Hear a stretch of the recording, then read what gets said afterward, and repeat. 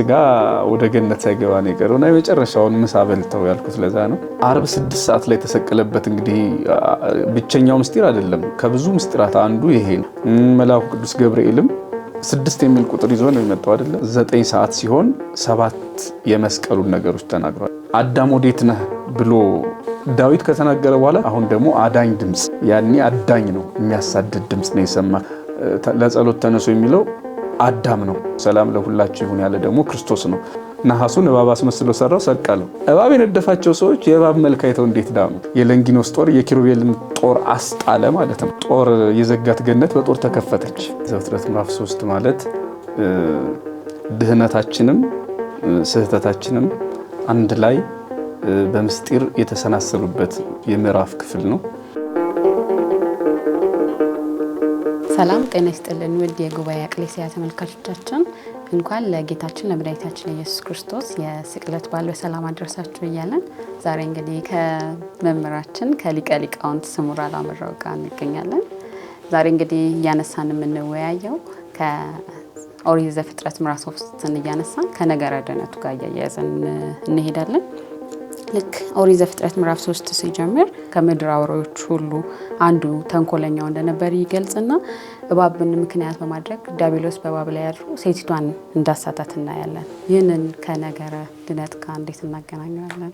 ያው ትልቁ የዘፍጥረት ምዕራፍ 3 ማለት የሰው ልጅ ስህተት ብቻ ሳይሆን የሚይዘው የሰው ልጅ ከተሳሳተ በኋላ የዳነበትን መንገድም አብሮ የሚተርክ ነው። ስለዚህ ዘፍጥረት ምዕራፍ 3 ማለት ድህነታችንም ስህተታችንም አንድ ላይ በምስጢር የተሰናሰሉበት የምዕራፍ ክፍል ነው። እንዳነበብሽው ቁጥር 1 ጀምሮ አሁን ከምድር አራዊት ሁሉ ተንኮለኛ የነበረ እባብ የሚለው ዲያብሎስ በእባብ ገላ ተሰውሮ አይደል ወደ ገነት የገባ እና የቤተክርስቲያን ሊቃውንት አባቶች ይህንን ከነገረ ድህነት ጋር እንዴት ያገናኙታል ስንል ወበከመ ተሃባ ሰይጣን በጉህሉቱ ውስጥ ስጋ ከይሲ ከማሁ ኮነ ድህነትነ በተሰውሮ ቃል እግዚአብሔር በዘመድነ። እነሆ ዲያብሎስ በእባብ ገላ ተሰውሮ አዳምን ሔዋንን እንዳሳተ ከማሁ ኮነ ድህነትነ በተሰውሮ ቃል እግዚአብሔር፣ እነሆ ድህነታችንም እግዚአብሔር ወልድ ወይም እግዚአብሔር ቃል ብለን የምንጠራው ኢየሱስ ክርስቶስ ማለት ነው በሰው ስጋ ተሰውሮ ሆነ እና እዚያ ጋር ምንድነው ዘፍጥረት ምዕራፍ 3 ቁጥር 1 ጀምሮ ያለው ቃል ዲያብሎስ የሰው ልጅ ለማሳት በእባብ ገላ ተሰወረ ማለት አልታወቀ። አዳም ሔዋን የሚያናግራቸው ወይም ሔዋንን የሚያናግራት የመሰላት ዲያብሎስ አይደለም እባብ ነው። ምክንያቱም ዲያብሎስ በእባብ ገላ ስለተሰወረ። በተመሳሳይ መልኩ ክርስቶስ አምላካችን ደግሞ ሰውን ለማዳን ዲያብሎስ ሰውን ለመጣል ነው፣ ሰውን ከገነት ለማባረር ነው በእባብ ገላ የተሰወረው። እግዚአብሔር ወልድ ደግሞ በሰው ስጋ ተሰወረ ማለት በሰው ስጋ የሰውን ስጋ ለበሰ፣ የሰውን አካል የሰውን ባህሪው አድርጎ ከኃጢአት ብቻ በቀር እኛን ሆኖ መለኮቱን በስጋ ሰወረው እና ወደዚህ ዓለም መጣ። ስለዚህ ነው ዲያብሎስ በመጣበት መንገድ ዲያብሎስ በመጣበት ጥበብ ድህነታችን ጀመረ ማለት ነው። ስለዚህ ሲጠቃለል ዲያብሎስ የሰው ልጅ ከገነት ለማባረር በእባብ ገላ ተሰውሮ መጣ፣ አባረራቸው፣ ከገነት አስወጣቸው፣ አሳሳታቸው። ዲያብሎስ በመጣበት መንገድ የተገለጠው እግዚአብሔር ወልድ ደግሞ በሰው ስጋ ተሰውሮ መጣና አዳምና ሔዋንን ወደ ቀደመው ሀገራቸው መለሳቸው። አዳምና ሔዋን በእባብ ገላ የተሰወረውን ዲያብሎስን እንዳላወቁት ሁሉ ማለት እሱ ማን ነው የሚለውን መጀመሪያ ከሳቱ በኋላ ነው ያወቁት። ክብራቸው ከማረጋቸው ከተሻሩ በኋላ ከጸጋ ከጎደሉ በኋላ ነው ያወቁት። ዲያብሎስም ኢየሱስ ክርስቶስን ያወቀው አዳምና ሔዋንን ወደ ገነት ከመለሰበት በኋላ ምርኮ 5500 የሰበሰባቸውን ነፍሳት ማርኮ ከወሰደ በኋላ መስቀል ላይ ጠርቆ ከቀጣው በኋላ ነው እንጂ ያወቀው ያኔ ሲሰደድ እያየ ተራ ፍጡር መስሎት ነበር። በቆሮንቶስ ገዳም ሲራባይቶ ተራ ፍጡር መስሎት ነበር። እንዲህ አንዳንድ የስጋ ባህሪያቱን እያየ ሲወዛገብ ነበር የሚኖረው።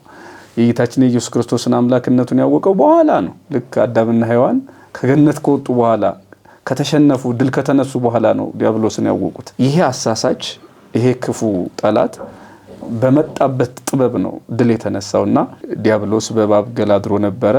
እኛ ደግሞ ድህነታችን መለኮት በስጋ ተሰውሮ ማለት የሰውን ስጋ ለብሶ የሰውን አካል የሰውን ባህሪ አድርጎ እኛን እንዳዳነን ድህነት እንደጀመረልን የምናይበት የመጽሐፍ ቅዱስ ምስጢራዊ ክፍል ነው ማለት ነው ይሄ። መልካም። እሺ እዚሁ ዘፍጥረት ምዕራፍ 3 ላይ ቁጥር 6 ላይ ስንወርድ ሴቲቱ ከዛፉ ላይ ለመብላት ያማረ እንደሆነ አየች፣ ዓይኗም እንዳጎመዣት ለጥበብ መልካም እንደሆነም አየች፣ ከፍሬውን በላችና እሷም አዳምም አብረው እንደበሉ ይናገርና በዚሁ ትርክት ላይ ደግሞ ዕፀ በለሱን ዓርብ ቀትር 6 ሰዓት ላይ እንደበሉት ይናገራል። ይህንን ነገር ከስቅለቱ ጋር ስናያይዘው እንዴት እናገናኘዋለን? እንግዲህ የቤተ ክርስቲያን መተርጉማን ይሄ በቀትር ጊዜ አዳም ወዴት ነህ ብሎ አምላካችን እግዚአብሔር እንደጠራው ማለት አዳምና ሔዋን 6 ሰዓት ላይ ዕፀ በለሱን በሉ። እንግዲህ የመጨረሻውን ምሳ ማለት ነው በገነት የበሉት። ከዛ በኋላ አሁን በገነት ቢኖሩም ምሳ መብላት አይችሉም። ምክንያቱም በነፍስ ነው ያሉት፣ የሚራብ ስጋ የለም። ስለዚህ አሁን ያን የሚራብ ስጋ ይዘው ገነት መግባት እንኳን አይችሉም። ሲነሱ ደግሞ ወደ ገነት አይደለም፣ ይሄ የሞተ ስጋቸው የፈረሰ የበሰበሰ ስጋቸው ሲነሳ ደግሞ የሚሄዱት ወደ መንግስተ ሰማያት ነው። ስለዚህ ስጋ ወደ ገነት ሳይገባ ነው የቀረውና የመጨረሻውን ምሳ በልተው ያልኩት ለዛ ነው። በሉ 6 ሰዓት ላይ። በተመሳሳይ መልኩ መድኃኒታችን ኢየሱስ ክርስቶስ የህይወት ዛፍ ሆኖ የህይወት እንጀራ ሆኖ የተሰቀለው 6 ሰዓት ላይ ነው። ዓርብ 6 ሰዓት ላይ የተሰቀለበት እንግዲህ ብቸኛው ምስጢር አይደለም፣ ከብዙ ምስጢራት አንዱ ይሄ ነው። አዳም ሔዋን የሞትን ፍሬ የበሉት 6 ሰዓት ላይ ነው። ክርስቶስ አምላካችን ደግሞ የህይወት ፍሬ ነው፣ የህይወት እንጀራ ነው። ስለዚህ 6 ሰዓት ላይ ለዓለም ራሱን ሰዋ ማለት ነው። ብሉኝ ጠጡኝ ብሎ ስጋውን ቆረሰ፣ ደሙን አፈሰሰ። ትክክለኛው የህይወት እንጀራ ይሄ ነው። ቅዱስ ኤፍሬም በሐሙስ ውዳሴ ማርያሙ ከፈለን እንብላ ዕፀ ሕይወት፣ በገነት ዕፀ ሕይወት የሚባል የህይወት ዛፍ ነበር። እሱን አልበላም አዳም ሔዋን አልበሉም፣ እኛም አልበላንም። እና ግን ዳግመኛን በላ ዘንድ አደለን ይላል። ዘውቱ ስጋው ለክርስቶስ ወደሙ ክቡር፣ ይሄው የክርስቶስ ስጋና ክቡር ደሙ ነው በማለት የጌታችን የኢየሱስ ክርስቶስ ስጋና ደም የህይወት ዛፍ ወይም ደግሞ የህይወት ፍሬ የህይወት እንጀራ እንደሆነ ይናገራልና አዳም ሔዋን ዓርብ 6 ሰዓት ላይ 7 ዓመት በገነት ከኖሩ በኋላ የመጨረሻውን ምሳ ያልኩትን ዕፀ በለስን በልተዋል። ክርስቶስ ደግሞ ልትበሉት የሚገባችሁ የህይወት ዛፍ ነበረ በገነት፣ ያንን መብላት ካልቻላችሁ ዕፀ በለስን በልታችሁ ኃጢአተኛ ከሆናችሁ እኔ የህይወት ዛፍ ሆኜ መጥቼላችኋለሁ ብሎ ኃጢአት በሰሩበት ሰዓት፣ በተሳሳቱበት ሰዓት፣ ዕፀ በለስን በበሉበት ሰዓት የህይወት እንጀራ የህይወት መጠጥ ሆኖ ዓርብ 6 ሰዓት ላይ ተሰቀለ ማለት ነው። በነገራችን ላይ 6 ሰዓት የሚለው ሌላም ሀሳብ አለው አብሮ። ለምሳሌ አብርሃም ኦሪት ዘፍጥረት ምዕራፍ 18 ላይ በቀትር ጊዜ በድንኳኑ ደጃፍ ተቀምጦ ሳለ 3 ሰዎችን አሻግሮ አየ የሚል ቃል አለና ወደ አብርሃም ድንኳን የገቡ 3ቱ እንግዶች ቀትር ላይ ነው 6 ሰዓት ማለት ነው ባጭሩ። እና የአብርሃም ድንኳን እመቤታችን ናት። መድኃኒታችን ኢየሱስ ክርስቶስ ወይም እግዚአብሔር ወልድ ወደ አብርሃም ልጅ ወደ ድንግል ማርያም የመጣውም በ6ኛው ሰዓት ነው ማለት 6ኛው ሰዓት ማለት ይሄ ቀትሩን ሰዓቱን ይሄ ምን ሰዓቱን ሳይሆን ዘመኑ። ለምሳሌ መድኃኒታችን ኢየሱስ ክርስቶስ በቤተክርስቲያን አቆጣጠር ሰው ሆነ የምንለው 5500 ዘመን ሲፈጸም ነው። 5000 ዘመን አልቆ 500 ስለተቆጠረ በሺህ ቤት ስናሰላው 6000 ይባላል ማለት 5000 አልቋል ከዛ 500 እና በ6ኛው ሺህ ነው ክርስቶስ ወደዚህ ዓለም የመጣው እና ወደ አብርሃም ድንኳን ማለት ይህ ዓለም ነው። የአብርሃም ድንኳን ማለት ድንግል ማርያም ናት እና ወደ ድንግል ማርያም መጥቶ ማዳኑን የጀመረውም በዚሁ ነው ማለት ነው። እና 6 ሰዓት ላይ በጣም በርካታ ነገሮች አሉት። መልአኩ ቅዱስ ገብርኤልም 6 የሚል ቁጥር ይዞ ነው የመጣው አይደለ? ሉቃስ 1:26 ላይ በ6ኛው ወር ገብርኤል መልአክ የሚላል እሱ የመጀመሪያው ትርጉም የሚታወቅ ነው። ዮሐንስ ከተጸነሰ በኋላ ማለት ነው። ዘካርያስን ካበሰረው ኤልሳቤጥን ሳይሆን ዘካርያስን ባሏል ወንድ ልጅ ትወልዳላችሁ ካለው በኋላ 6ኛው ወር ወደ እመቤታችን ሄደ። ይሄ የተለመደው ነው። ምስጢሩስ ምንድነው ያለ እንደሆነ ደግሞ በ6ኛው ሺህ ዘመን ማለት ነው። ስለዚህ አሁን ይሄ 6 ሰዓት ቀትር እና 6ኛው ወር የሚሉት የአምላካችንን ሰው መሆን ጊዜ የሚያመለክቱ ናቸው። ያ ጊዜ ምንድነው? 6ኛው ሺህ 5000 ተፈጽሞ 6ኛው ሺህ 500 ዘመን ስለተጀመረ በ6ኛው ሺህ ዘመን ሰው የሆነውን አምላክ ማዳኑን የጀመረውን አምላክ የሚያሳይ ነው ማለት ነው። እና በ6ኛው ሺህ ዘመን ክርስቶስ መጣ፣ ከድንግል ማርያም ተወለደ። ቅድም እንዳልነው ስጋዬን ብሉ ደሜን ጠጡ ብሎ በዓርብ አዳምና ሔዋን በተሳሳቱበት ዕለት በተሳሳቱበት ሰዓት ስህተታቸውን ሊያነጻ ወደ ቀደመ ሀገራቸው ወደ ቀደመ ክብራቸው ሊመልስ መስቀል ላይ ተሰቀለ ማለት ነው። እሺ እዚሁ ላይ እንግዲህ ምዕራፍ ዘፍጥረት ምዕራፍ 3 ላይ ስናይ ልክ ዕፀ በለሱን ከበሉ በኋላ እግዚአብሔርም አለው ራቁታቸውን እንደሆነ አወቁ ይለና አዳም ሆይ ወዴት ነህ እያለ ጌታችን ይጠራል ማለት ነው። ይሄኛው ደግሞ ሰዓት ስናየው 9 ሰዓት ላይ ይሄንንስ እንዴት ነው? ቀጥሎ ምን ይላል ቢነበብ ጥሩ ነው። እስኪ ወዴት ነህ ካለ በኋላ እሺ እርሱም አለው በገነት ድምጽህን ሰማኝ፣ ራቁቴንም ስለሆንኩኝ ፈራው ተሸሸኩም። እግዚአብሔርም አለ ራቁትህን እንደሆንክ ማን ነገረ? ከእርሱም እንዳትበላ ካዘዝኩት ዛፍ በውኑ በላህን? አዳምም አለው ከኔ ጋር እንድትሆን የሰጠኸኝ ሴት እርሷ ከዛፉ ሰጠችኝና በላሁኝ። እግዚአብሔር አምላክም ሴቲቱን ይህን ያደረገችው ምንድን ነው አላት። ሴቲቱም አለች እባብም አሳተኝ በላሁ። እግዚአብሔር አምላክም እባብን አለው ይህንም ስላደረግ ከእንስሳትም ከምድር አራዊት ሁሉ ተለይተ አንተ የተረገምክ ትሆናለህ፣ በሆድህም ትሄዳለህ፣ አፈርም በሕይወት ዘመን ሁሉ ትበላለህ። እንግዲህ ይሄ እርግማኑ ነው። ምናልባት እኔ ፈልገው የነበረ እዚህ ምዕራፍ ላይ ምናልባት ቁጥሮችን ተሳስቼ ሊሆን ይችላል። ራቁቱን ስለሆነ አፈረ፣ ከዛ የበለስ ግልድምም አገለደሙ የሚል የበለስ ልብስ አገለደሙ ቅጠሉን የሚል ቃል አለው እዚህ ውስጥ ምናልባት 7-8 አካባቢ ባሉት ቁጥሮች። እሺ የሁለቱም ዓይኖች ተከፈቱ፣ እነርሱም ራቁታቸውን እንደሆኑ አወቁ። የበለስም ቅጠልም ሰፍተው ለእነርሱ ለራሳቸው ግልድም አደረጉ። አሁን ይሄ ቃል የሚያሳየው እንግዲህ ሁለት ነገሮችን ነው። እዚህ ውስጥ ቅድምም የተነበበው አዳም ወዴት ነህ የሚለውና እዚህ ውስጥ ሁለተኛው ጥያቄ ደግሞ ወይም ደግሞ ከሐዲሱ ኪዳን ጋራ ከድህነታችን ጋራ ከዕለተ ዓርብ ጋራ የሚገናኘው ራቁታቸውን መሆናቸውና የበለስ ቅጠል መልበሳቸው ነው። ዓርብ 9 ሰዓት ላይ አምላካችን እግዚአብሔር አዳምን ወዴት ነህ ብሎ ድምጹን አሰማው። ወዴት ነህ የሚል ድምጽ አሰምቷል። በተመሳሳይ መልኩ 5500 ዘመን ሲፈጸም ክርስቶስ ከድንግል ማርያም ተወልዶ 3 ዓመት ወንጌልን አስተምሮ ከተጠመቀ በኋላ ማለት ነው የዕለተ ዓርብ ማዳኑን ሲጀምር እንግዲህ ቅድም ተሰቀለ ብለናል። ዓርብ 6 ሰዓት ላይ የተሰቀለው ጌታ 9 ሰዓት ሲሆን 7 የመስቀሉን ነገሮች ተናግሯልና አምላኬ አምላኬ ለምን ተውከኝ ከሚሉት የሚለው ቃል ከሰባቱ አንዱ ነው። አምላኬ አምላኬ ለምን ተውከኝ ወይም ተጠማሁ የሚለው የሚያደርጉትን አያውቁምና ይቅር በላቸው እኒህ አይነት ቃላት ማለት ነው። እና እነዚህን ቃላት ክርስቶስ አምላካችን የተናገረበትን ሰዓት እንግዲህ አባቶቻችን ነፍሱ ከስጋው ከመለየቷ በፊት የነበረ የመጨረሻ ሰዓት ነው። ያ ማለት 9 ሰዓት ማለት ነው። ያኔ አዳም ወዴት ነህ ብሎ ድምጹን ያሰማው ጌታ አዳም በበደለ ጊዜ ማለት ነው፣ በቅጠሉ ዋሻ በተደበቀ ጊዜ ወዴት ነህ ብሎ የጠራው የፈለገው ጌታ አሁን ያንን ድምጹን ደግሞ አሰማው ማለት ነው። ከ5500 ዘመን ፍጻሜ በኋላ ክርስቶስ ተወልዶ በመስቀል ላይ ተሰቅሎ አምላኬ አምላኬ ለምን ተውከኝ የሚለው ማለት ከዚያ ጊዜ ጀምሮ አዳም የዲያብሎስ ምርኮኛ ነው።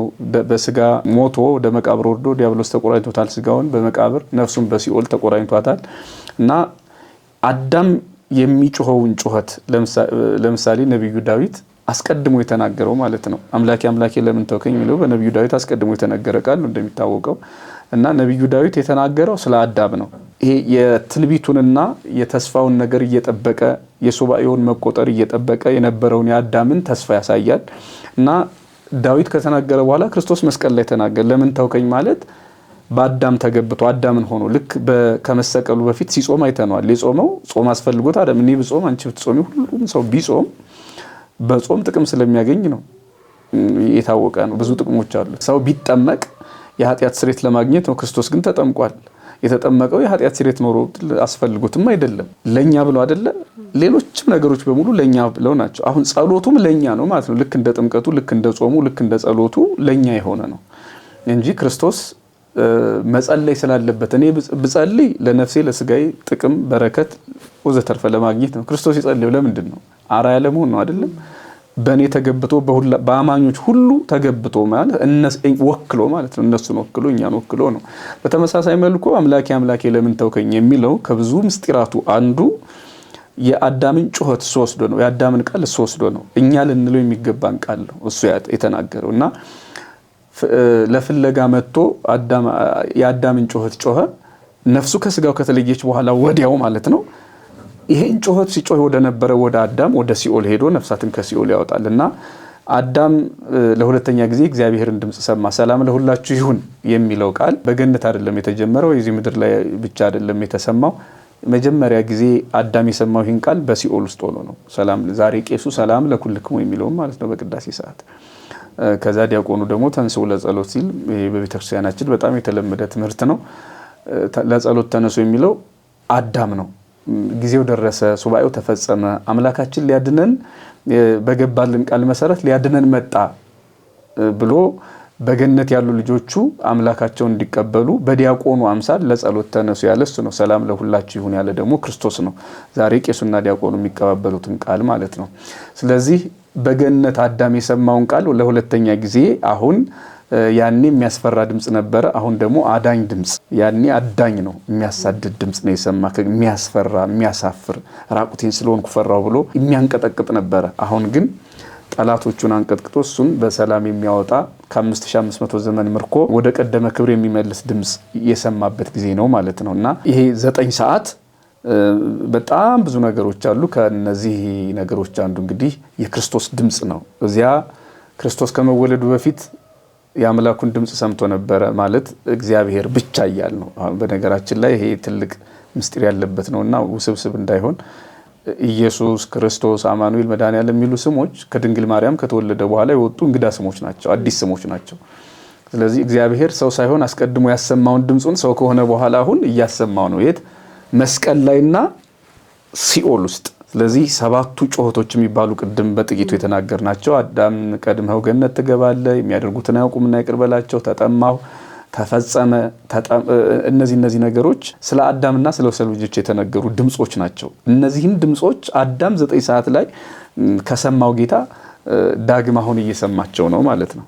እነዚህን ድምጾች ማለት ቃላቱ ቀድሞ አልተሰሙም፣ ግን ያናገረው ያ በገነት የሰማው ድምጽ አሁን ደግሞ እየተሰማ ነው ማለት ነው። በማን? በአዳም ቦታ ሆኖ እየጮኸ እየተናገረ ስለሆነ የአዳምን መዳን፣ የተስፋውን መፈጸም፣ የትንቢቱን መፈጸም እየሰማ ስለሆነ ማለት ነው። በሌላ ሁለተኛው መልእክት መጨረሻ ላይ ያነበብሽው ቁጥር 8 ላይ ቃል በቃል የሚለው ምንድን ነው ለማስታወስ? እርሱም ቀኑን በመሸ ጊዜ እግዚአብሔር አምላክ ድምጽ ከገነት ውስጥ ሲመለስ ሰማ። አዳምና ሚስቱን ከእግዚአብሔር ከአምላኩ ፊት በገነት ዛፎች መካከል ተሸሸጉ። እግዚአብሔር አምላክም አዳምን ጠርቶ ወዴት ነህ አለው። እርሱ አለ በገነት ድምጽ ሰማው፣ ራቁቴንም ስለሆንኩኝ ፈራው ተሸሸኩኝ። ራቁቴን ስለሆንኩ ፈራው ተሸሸኩኝ የሚለው እንግዲህ ይሄም አሁን ወደ ዮሐንስ ወንጌል ምዕራፍ 19 የሚወስድ ነው። ይሄ ቁጥር የዮሐንስ ወንጌል ምዕራፍ 19 ቁጥር 23 ላይ መድኃኒታችን ኢየሱስ ክርስቶስ በተሰቀለ ጊዜ አይሁድ ልብሱን ገፈውታል፣ ወይም የጲላጦስ ጭፍሮች ወታደሮቹ ልብሱን ገፈው ዕጣ ተጣጥለውበታል። ያ ማለት ክርስቶስ እርቃኑን ነው የተሰቀለው በዛሬው ዕለት። እርቃኑን ነው ማለት ፍጹም እርቃኑን ማለት ነው። ከለሜዳ የለም። ከለሜዳ ወይም ደግሞ እቺ ትንሽ ግልድሟ ልብስ ዮሐንስ ወልደ ነጎድጓድ ለንጉስ ጢባሪዎስ እንዴት እንደሰቀሉት አይሁድ ለማሳየት ብሎ የሳለው እሱ የጀመረው ነው እንጂ ክርስቶስ ሲሰቀል ምንም አይነት ልብስ የለም። ይሄ እንግዲህ እሱ በጽድቅ የሚኖር አምላክ ነው። ስለ ኃጢአተኞች ካላፈረ ዛሬም አንተ በኃጢአትህ አትፈር ንስሐ ግባ የሚለውን መልእክት ያሳያል። ሁለተኛው ደግሞ ፍጹም የሆነ ፍቅሩን ቃላት የማይገልጠውን የመላእክትም የሰውም ወይም የፍጥረት በአጠቃላይ ቃል የማይገልጠው ጽኑ ፍቅሩን ለማመልከት ክርስቶስ አምላካችን እርቃኑን ብቻ ነው የተሰቀለው። ልብስ የሚባል ነገር የለም። ሶስተኛው ትልቁ መልእክት ደግሞ አሁን ያነበብሽው ነው። አዳም ዕፀ በለስን ከበላ በኋላ ራቁቱን ሆኗል። ራቁቴን ስለሆንኩ ፈራው ብሏል። ይሄ ፍርሃት 5500 ዘመን ሁሉ ቆይቶበታል። የ5500 ዘመን የእርቃን ፍርሃት ከልብስ መገፈፍ ብቻ አይደለም፣ ከጸጋ መገፈፍ ጭምር ነው። የበለስ ቅጠል ለብሷል። የበለሱ ቅጠል ግን ምናልባት የስጋውን እርቃን ቢሸፍንለትም የህሊናውን እርቃን በደለኝነቱን፣ ጥፋተኝነቱን ግን ሊሰውርለት ስላልቻለ ራቁቴን ስለሆንኩ ፈራሁ እያለ ነበረ አዳም። ስለዚህ አሁን የጸጋ ልብሱን ሊያለብሰው ክርስቶስ አምላካችን ራቁቱን ተሰቀለ እና አዳም ራቁቱን 5500 ዘመን ቆይቷል ከጸጋ ተራቁቶ።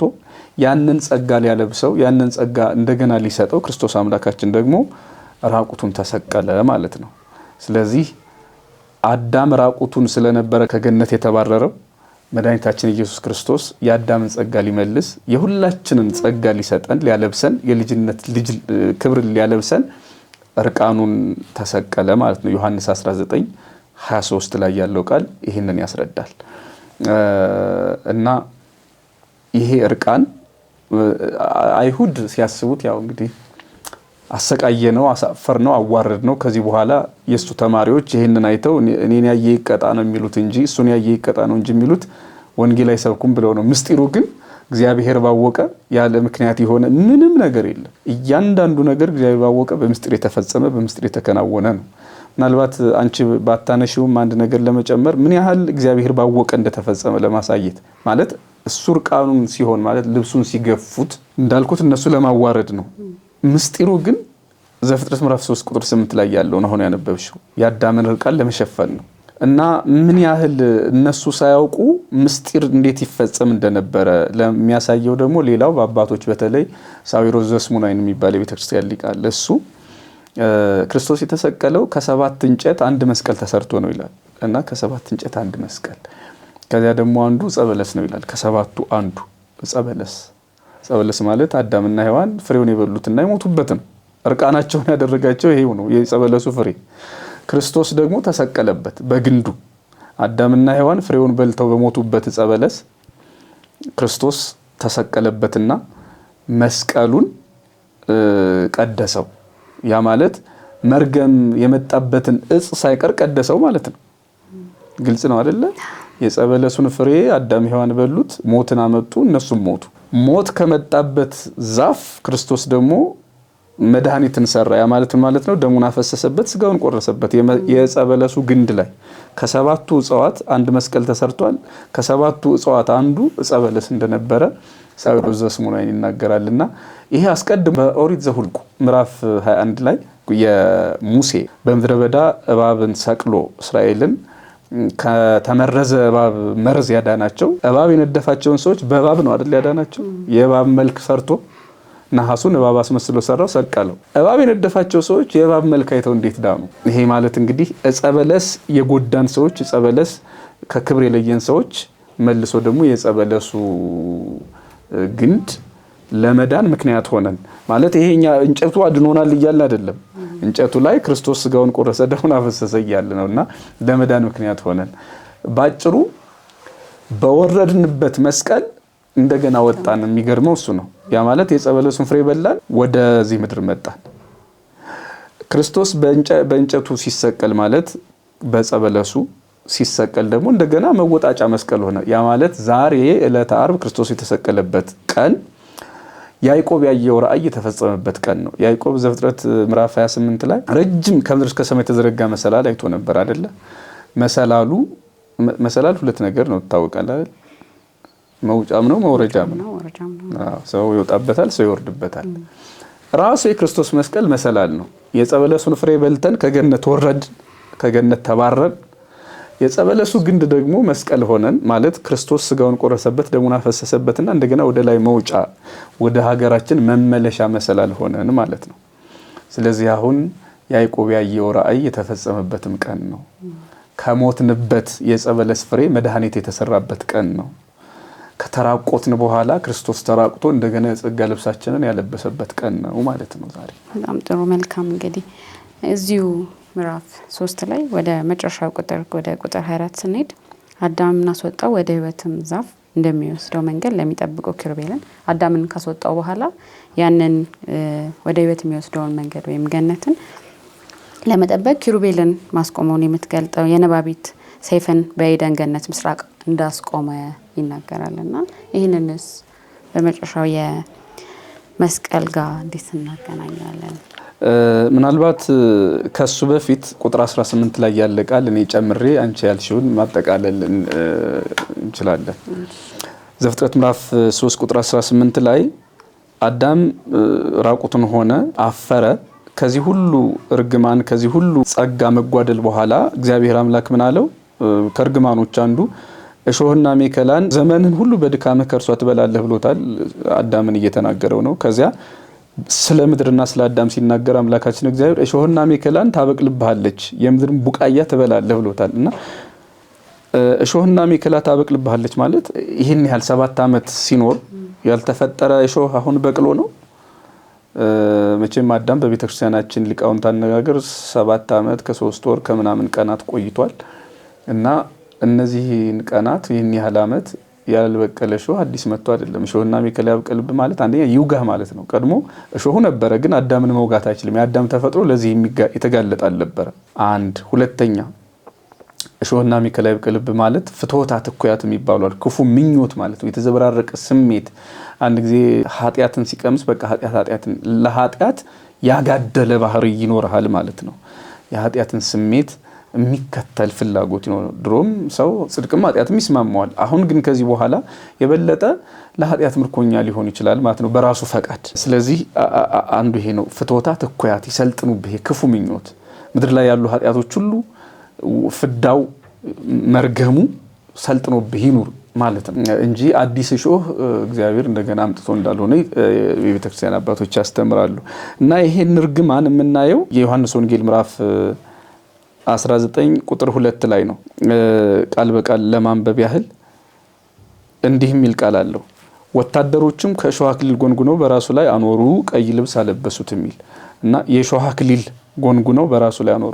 አሁን እንግዲህ ዘፍጥረት ምዕራፍ 3:18 ላይ ያለውና ዮሐንስ ወንጌል ምዕራፍ 19 ቁጥር 2 ላይ እሾሆች አሉ ማለት ነው።